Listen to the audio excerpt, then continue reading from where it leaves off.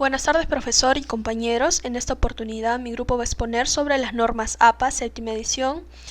Como integrantes tenemos a nuestros compañeros Bruno del Pozo, Caterina Paza, Yenisel Quintero, Gino Ortega, Paul Cori, Jennifer Córdoba, Alejandrina Turpo, Aime Guillén, Nora Mamani y quien les habla, Caterina Diana Calizaya. Para comenzar, les voy a explicar sobre la página de portada para estudiantes y profesionales.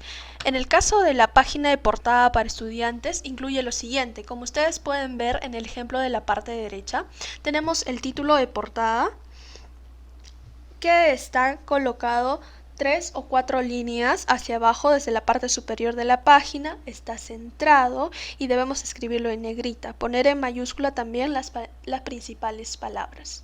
Tenemos en este caso normas APA, Manual de Publicaciones, séptima edición. Luego tenemos los nombres de los autores.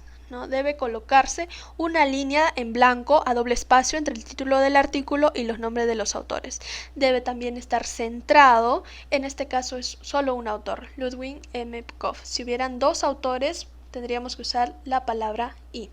Para la afiliación de autores, en este caso debe ponerse el nombre del departamento y el nombre de la universidad, colegio u otra institución que el estudiante asista. En este caso, Universidad de APA, está como ejemplo. Luego tenemos el número y nombre del curso. Debemos proporcionar el número de curso como se muestra en los materiales de instrucción, seguido de 2 puntos y el nombre del curso, ¿no?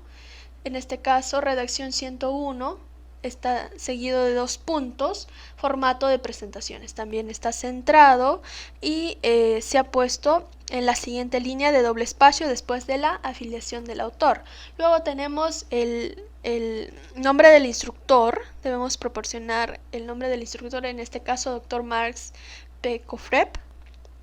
Debemos centrarlo y ponerlo en la línea siguiente de doble espacio después del número y nombre del curso. Luego tenemos la fecha de presentación o la fecha de vencimiento de tarea. Esta también está centrada y está de doble espacio después del nombre del instructor y comúnmente se usa el formato de fecha utilizado en nuestro país o en el país donde vaya a escribirse esto. Luego tenemos el número de página, en este caso como es título de portada es número 1 y debemos usar la función de numeración automática de páginas que tenga nuestro programa, que en este caso esté haciendo el procesamiento de texto. Para la página de portada para profesionales, como podemos ver aquí en la parte derecha el ejemplo, el título está puesto en negrita, está centrado y las palabras principales están puestas en mayúscula. Lo referente a autores, afiliación de autores, curso, instructor y fecha de presentación van de la misma manera que la página de portada para estudiantes. Luego tenemos las notas de autor. En el caso de las notas de autor debemos colocar en la mitad inferior de la página del título, debe estar también centrado y en negrita y debe estar puesto como ven aquí, notas de autor. Luego tenemos el encabezado que va a aparecer en mayúsculas en todas las páginas y va a estar puesto en el margen izquierdo. Luego, por último, está el número de página que, como ya les expliqué, debe ser el número 1 por ser la página de portada y debemos usar la función de numeración automática de páginas del programa que estemos usando para procesar el texto. Continuando con la exposición, yo voy a explicarles sobre las tablas y figuras de normas APA de séptima edición. La función que cumple las tablas y figuras es permitir a los escritores presentar una gran cantidad de información, pero de manera eficiente y hacer que sus datos sean más comprensibles. Bien, vamos con las tablas. Según normas APA nos dice que las tablas nos muestran principalmente lo que son los valores numéricos. Por ejemplo, valores numéricos pueden ser medias y desviación estándar. También nos muestra información textual. Esta información textual, por ejemplo, puede ser lista de palabras de estímulo, también pueden ser respuestas de los participantes. Nos dice que las cuales están organizadas en filas y columnas. Nos vamos a la figura. Nos dice que la figura puede ser un gráfico o un cuadro, fotografía o cualquier otra ilustración, pero que no sea una tabla, ¿no? Como la que tenemos en la imagen. Puede ser una figura de barras, puede ser un gráfico de sectores o también conocido de pastel, ¿no? Que se utiliza comúnmente para representar variables de tipo cualitativo nominal. También puede ser un histograma de frecuencias que se utiliza comúnmente para representar una información de variables cuantitativa continua. Ahora nos vamos a los componentes de la tabla. Normas APA nos dice que la tabla está compuesta por número, título, encabezado, cuerpo y nota, de ser necesario. Bien, nos dice que el número de la tabla está sobre el título. Tiene que estar en negrita, como se ve en la imagen que dice tabla 1. El título de la tabla que va debajo del número. Cada tabla debe tener un título breve pero que sea descriptivo. Ahora, para poner el título de la tabla puedes considerar las siguientes preguntas. ¿A dónde pertenecen los datos? ¿Qué contienen los datos? ¿Cómo están clasificados los datos? ¿Cuándo ocurrieron los datos? Con esas preguntas puedes formular tu título de la tabla, ¿ok? El título de la tabla nos dice que tiene que estar en cursiva, como se ve en la imagen. Siguiente, encabezado. El encabezado tiene que estar centrado, ¿ok? El encabezado tiene que estar centrado, que nos dice que debe incluir encabezado de la columna dependiendo de la naturaleza y de posición de los datos.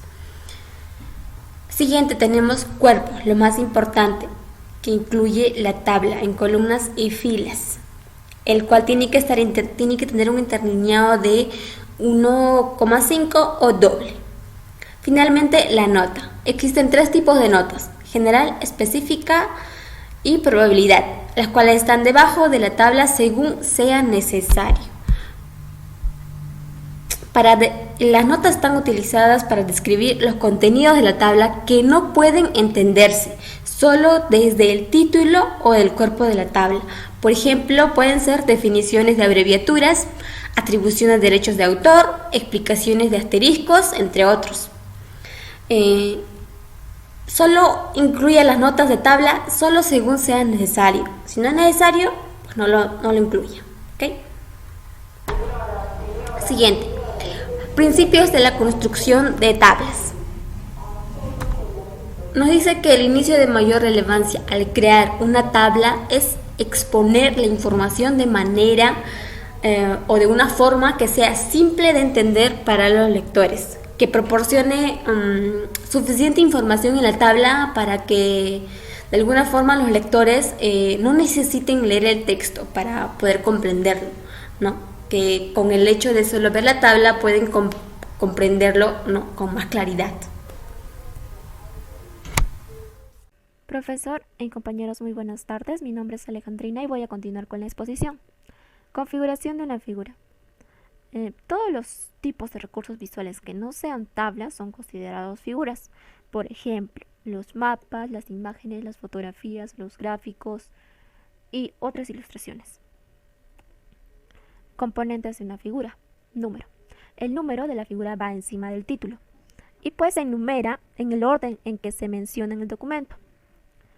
El título. El título está ubicada una línea a doble espacio debajo del número y pues debe ser breve pero descriptivo. Ahora tiene que estar escrito en mayúsculas y cursiva. La imagen. La imagen va debajo del título y pues esta puede ser ya un gráfico, un dibujo u otra ilustración. Leyenda o clave, ¿no?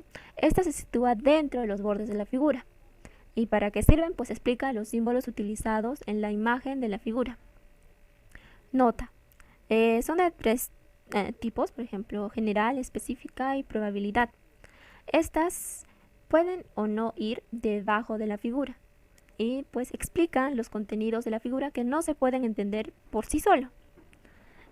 Siguiente. Aquí tenemos un ejemplo de una figura. Observamos en la parte superior, tenemos el número de la figura, el título, como pueden ver está en cursiva y con mayúsculas, la imagen, la leyenda y las notas. Siguiente. Aquí tenemos otro ejemplo de las figuras. Siguiente. Ahora, principios para la creación de figuras. El principal es que la figura debe entenderse, debe ser entendible y también que contenga suficiente información para que el lector no necesite leer el texto. Aquí tenemos unos puntos, por ejemplo, imágenes claras, líneas suaves y afiladas, fuente legible y simple, proporciona unidades de medida, los ejes están claramente etiquetados, los elementos dentro de la figura están claramente explicados. Y pues es recomendable utilizar Excel o Word u otros programas, ¿no? Otros softwares. Eso sería todo.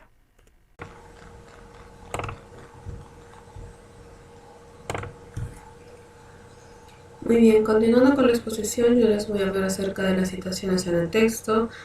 Y bueno, se considera esencial el reconocer las diversas contribuciones que llegáramos a obtener de diversos autores en referencia a un texto actual. Esto nos quiere decir que vamos a reconocer estos aportes que otros autores nos han brindado para la elaboración de nuestro texto que nosotros vamos a ir elaborando. Ahora, dentro de las normas APA se proporciona pautas y orientaciones que nos va a servir y bueno, que nos va a ayudar para orientarnos a cómo debemos nosotros citar diferentes tipos de texto. Ahora, los principios básicos de la cita de textos, bueno, se emplea el sistema de fecha-autor, el cual dirige una entrada de lista de referencias hacia los lectores, además de que la cita aparecerá dentro del cuerpo del artículo. Ahora, procediendo con la lista de pautas, tenemos la siguiente.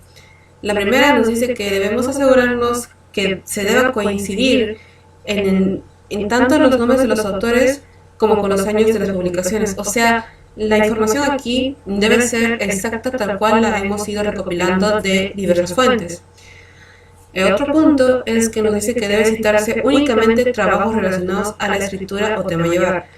Lo que vendría a ser es de que tienes que buscar temas que sí o sí tienen que estar relacionados fuertemente con el tipo de trabajo o investigación que vayas a realizar. Ahora, se debe incluir, se debe incluir solo citas necesarias para respaldar el trabajo. Estas citas deben ser las más sacadas de fuentes que van a ser como tus pilares en la elaboración de tu informe o de tu trabajo. Ahora, se debe citar fuentes primarias cuando sea requerido y a las fuentes secundarias deben tomarse como moderación. O sea que hay que tenernos un tipo de consideración o hay que medirnos en las citas que vamos a utilizar. No es que tampoco vayamos a ocupar o acaparar todas las citas, porque muchas de ellas no van a ser necesarias. Así que por lo tanto tiene que haber un tipo de balance. Se debe citar fuentes para documentar hechos o cifras poco comunes. También dice que se puede utilizar el formato de cita autor-fecha para citar partes específicas de un texto.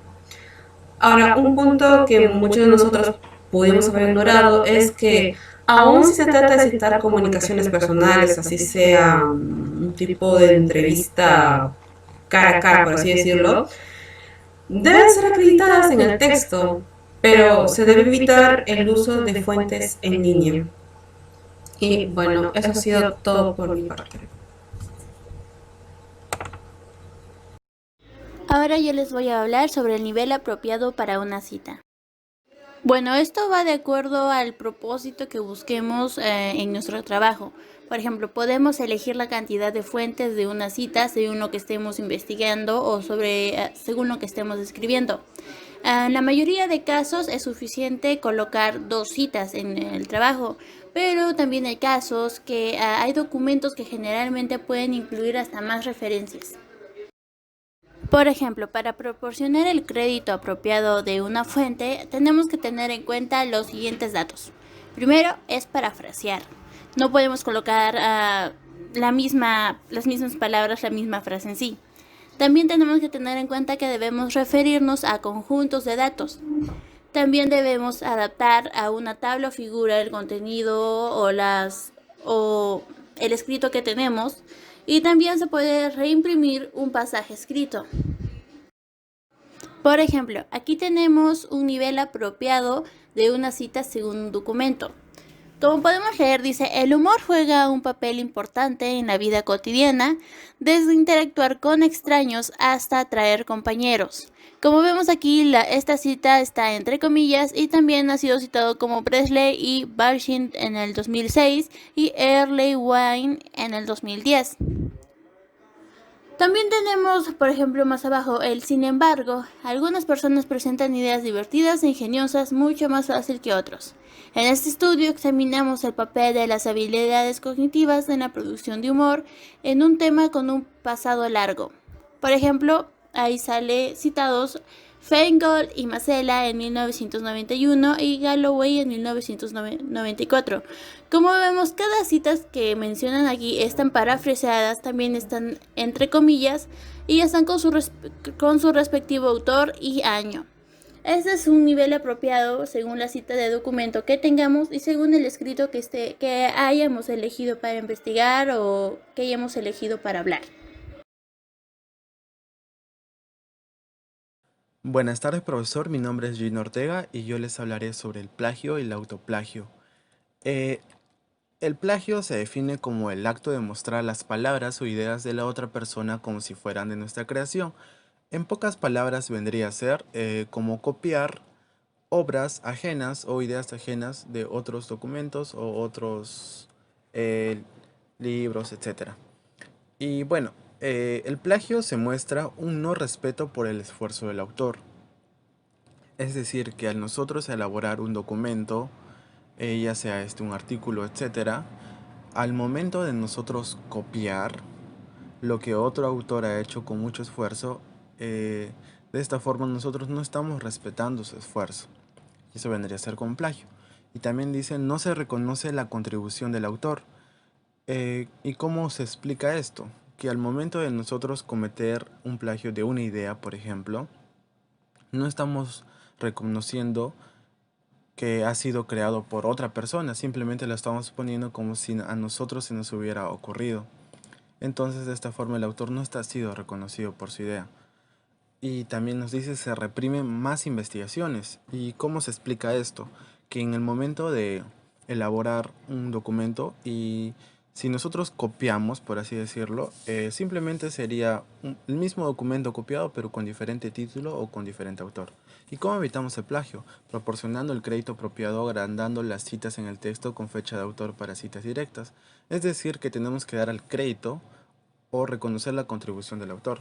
Además de, se necesita una atribución de derechos de autor si es que éste se está reproduciendo en su documento. ¿Ok? Y ahora les hablaré sobre qué cuenta como plagio. El uso de citas incorrectas no se considera plagio si el error es menor y, por ejemplo, se escribe mal el nombre del autor o olvidar un elemento o una entrada de la lista de referencias.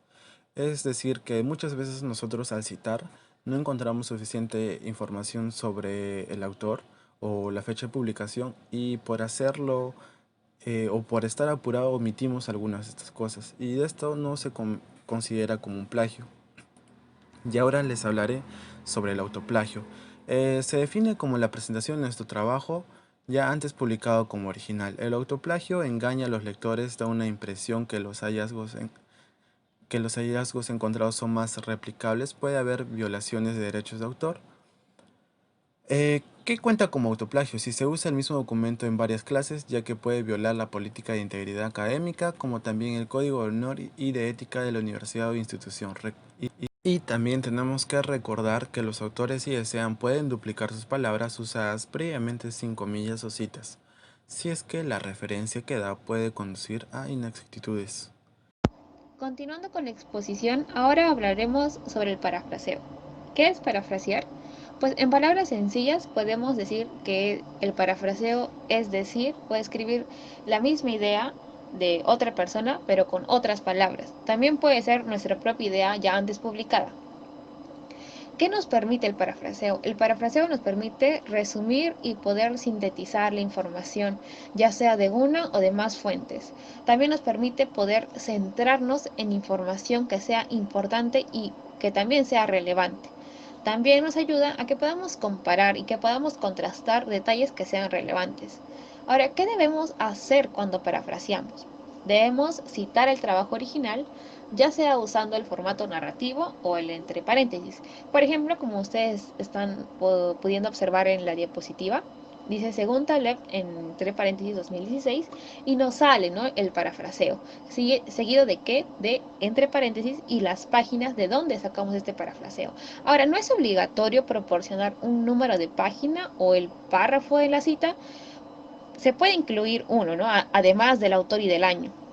Esto va a ayudar a que los lectores que están interesados puedan ubicar más fácilmente en qué pasaje estaba escrito esto, ¿no? De dónde le hemos parafraseado. Porque si es un trabajo largo, extenso o complejo, el lector que esté interesado va a poder buscarlo y encontrarlo fácilmente. El parafraseo largo. Entonces, una paráfrasis puede continuar por varias oraciones. En tales casos debemos citar el trabajo parafraseado en la primera mención que hagamos, ¿no? Como ustedes ven en rojito que está. Una vez que se ha citado el trabajo, no es necesario repetir la cita, siempre que el contexto de la escritura deje en claro, ¿no?, que sea obvio que el mismo trabajo continúa siendo parafraseado. Ahora, en la siguiente diapositiva, como ustedes pueden ver, dice, ¿no?, si la paráfrasis continúa en un nuevo párrafo, debemos reintroducir la cita. También si nuestro parafraseo incorpora diversas fuentes o si cambiamos fuentes en un párrafo, ¿no? Si citamos otra y queremos volver a citar la que ya hemos mencionado, debemos volver a citarla. También debemos volver a citar cuando la fuente no sea clara. Cuando no sea clara de que estamos volviendo a hablar de la misma fuente, debemos volver a citarla. Pero si ya es clara, pues la dejamos así. Citas. Las citas son en realidad la copia de palabras de otro trabajo de tu propio trabajo, publicado previamente. Es mejor reescribir la fuente en lugar de citarlas directamente porque ese parafraseo permite adaptar el material al contexto de su trabajo y al estilo de su escritura. ¿Cuándo usar citas directas y no parafraseo? Cuando reproduzco una definición exacta, cuando un autor ha dicho algo memorable o sucinto, cuando desea responder a una redacción exacta, por ejemplo, a algo que alguien dijo. Tenemos un ejemplo aquí de una cita directa que no ha sido parafraseada. Bien, la información adicional está disponible a continuación sobre cómo incluir números de página para cotizaciones, citar citas de material sin números de página, citar citas que incluyen errores, indicar cambios en las cotizaciones, presentar citas de los participantes de la investigación. Nota, los instructores, programas y editores pueden establecer restricciones sobre el uso de referencias. Si le preocupa que su material contenga muchas citas, consulte a su instructor. Esta guía aborda cómo formatear citas cortas y citas en bloque. Cita directa de fuentes con número de página. Al citar directamente, siempre proporcione el autor, el año y el número de página de la cita, tanto en citas entre paréntesis como narrativas en el texto. Siga estas pautas cuando proporcione un número de página. Para una sola página, use la abreviatura P.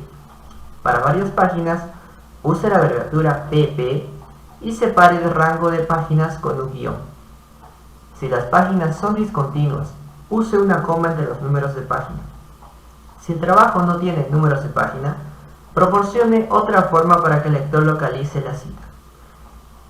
Aquí también podemos observar un ejemplo de una cita directa con número de página. En este caso tenemos el primer ejemplo, donde solo es una página. Bien, vamos a dar un pequeño repaso a lo que vendrían a ser las citas cortas. Para que sea una cita corta tiene que tener menos de 40 palabras y tiene que seguir un esquema que es el autor, el año de la oración, el número de la página. Como tal lo podemos ver en el ejemplo del centro, ¿no? Ahí tenemos Erwin et al, recordando que et al significa y sus amigos, porque Erwin, además de él, hay otros más, pero no se los menciona, ¿no? Es una abreviatura a los demás autores. 2018, página 470. Se cumple el esquema que se está indicando en el punto 2. Presente una cita narrativa, pues se pone el número de página, información de ubicación, después del año y la coma. Para finalizar la oración, el punto va después de la cita, no al momento de abrir las comillas y poner y concluirla. Vas a poner el punto y recién la cita, sino que el punto va terminando la cita y la información de la cita, ¿no? Así tal como lo vemos en el ejemplo que está especificado. Vamos a la cita en bloque. Las citas en bloque, a lo contrario que hemos visto anteriormente, pues este va más de 40 palabras, abarca un margen bastante significativo y pues tiene que tener más features especiales, ¿no? Por ejemplo, empieza en una nueva línea, tiene todo un párrafo para la cita misma. Necesita sangría al bloque en todo el bloque 0.5 o 1.27 centímetros al margen izquierdo. Necesita una cita con doble espaciado. También necesita párrafos adicionales. Sangría la primera línea del párrafo subsecuente, 0.5 pulgadas adicionales, si es que llegase a tener más párrafos. Y también una puntualización, una precisión ahí en la parte de la cita narrativa. Cuando la cita ya está al principio, como lo podemos ver en la cita narrativa, pues solo se colocaría en la cita de la página de la información, específicamente al final del bloque, ¿no? Precisamente dice, cite la fuente entre paréntesis después de la puntuación final de la cita, o al autor y el año en la narrativa antes de la cita, y coloque el número de la página entre paréntesis después de la puntuación final de la cita. Así podríamos estar concluyendo la cita en bloque. Continuando con la exposición, yo les voy a hablar de las citas de los participantes en la investigación. Para citar a las personas que participaron en nuestra investigación es diferente a las citas de trabajos publicados, pero se usa el mismo formato que para otras citas. Por ejemplo, si presenta una cita con menos de 40 palabras, pues se cita entre comillas y dentro del texto. En cambio, si es una cita mayor a 40 palabras, se cita en bloque y con sangría debajo del texto. Aquí un ejemplo de las citas en los participantes nos dice: en las discusiones de grupos focales, los participantes describieron sus experiencias posteriores al retiro, incluidas las emociones asociadas con dejar el trabajo y sus implicaciones afectivas y prácticas. Bueno, el contexto de ese ejemplo es que nos trata sobre la jubilación, ¿no? Y bueno, acá en esta parte viene la cita del participante, que sería el nombre de la persona y entre paréntesis a lo que se dedicaba, ¿no? Por ejemplo, Rafael, piloto jubilado de 64 años, mencionó varias dificultades asociadas con la jubilación, incluida la sensación de que estaba en un vacío sin propósito. Llevó varios meses desarrollar nuevos intereses que lo motivaran cada día. Y pues ya se continúa, ¿no? Y las consideraciones que debemos tener al citar los participantes: es muy primordial que se mantenga un acuerdo de confidencialidad o anonimato entre los participantes y la persona que realiza la investigación. Para disfrazar la información de los participantes, ya que no nos pueden dar el consentimiento de que usemos sus datos reales, lo podemos hacer a través de asignar seudónimos o presentar información agregada.